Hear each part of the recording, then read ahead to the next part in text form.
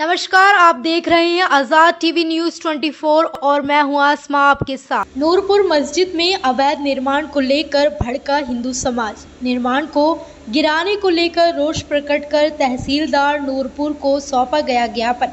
इस बारे में जब नूरपुर तहसीलदार राधिका सैनी से बात की गई तो उन्होंने कहा कि हिंदू संगठनों द्वारा मस्जिद में किसी अवैध निर्माण को लेकर ज्ञापन दिया गया है।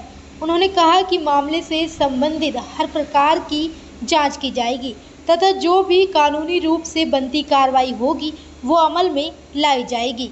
आज हिंदू संगठन के द्वारा जो है मस्जिद में कुछ किसी अवैध कंस्ट्रक्शन को लेकर जो है ज्ञापन दिया गया है।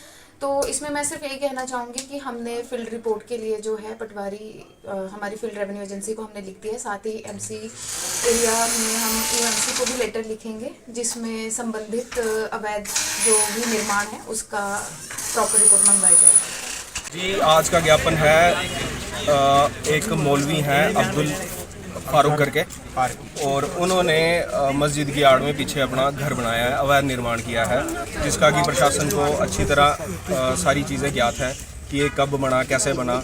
और फिर वहाँ पे एक चैरिटेबल ट्रस्ट चलता है डॉक्टर APJ अब्दुल कलाम जी के नाम से, जिसमें मैं सचिव के रूप में वहाँ पे रहता हूँ।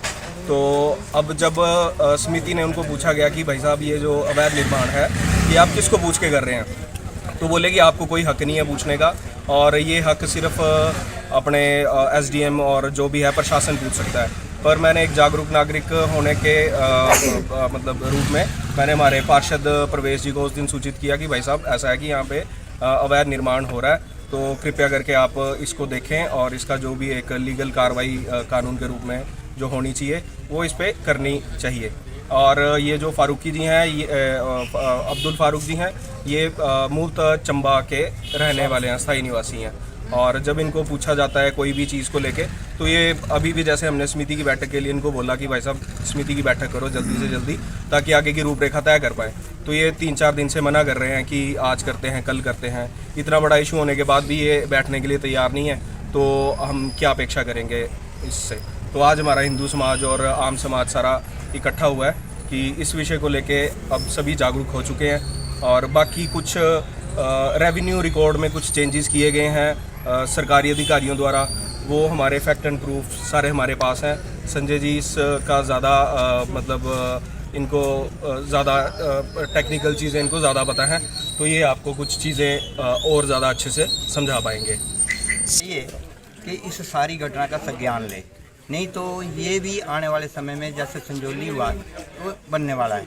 क्योंकि एक आदमी अगर धिंगा मुश्ती करेगा, बदमाशी दिखाएगा, तो बाकी ने चूड़ियाँ तो पहन नहीं रखी हैं, है ना, वो फिर प्रशासन के लिए कल को दिक्कत होएगी पैदा। क्योंकि लोग जो भी चल रहा है उससे लोगों के मन में दुख और ये तो है ही है कि एक आदमी सारों को सबको पीछे लगा रहा है। तो कल को आने वाले समय में अगर प्रशासन अपना काम ठीक से नहीं करता तो फिर समाज वो करेगा जो ज़रूरी है। फिर जो लातों के भूत हैं वो फिर लातों से ही मानते हैं, बातों से नहीं मानते, वो उसके लिए समाज तैयार है।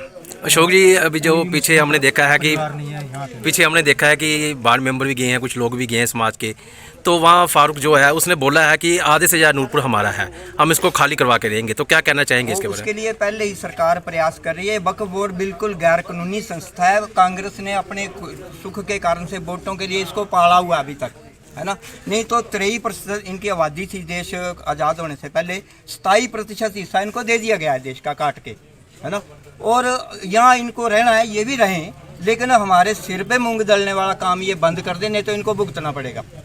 इन्होंने बोला कि 15 मिनट दे दो, पुलिस प्रशासन रह दो, हम दिखाते हैं। अब हम कहते हैं कि अगर ये स्थिति रही तो 10 मिनट हमें दे दो, देखो क्या होता है। ऐसी और अधिक खबरें देखने के लिए बने रहिए आपके अपने चैनल आजाद टीवी न्यूज 24 पर।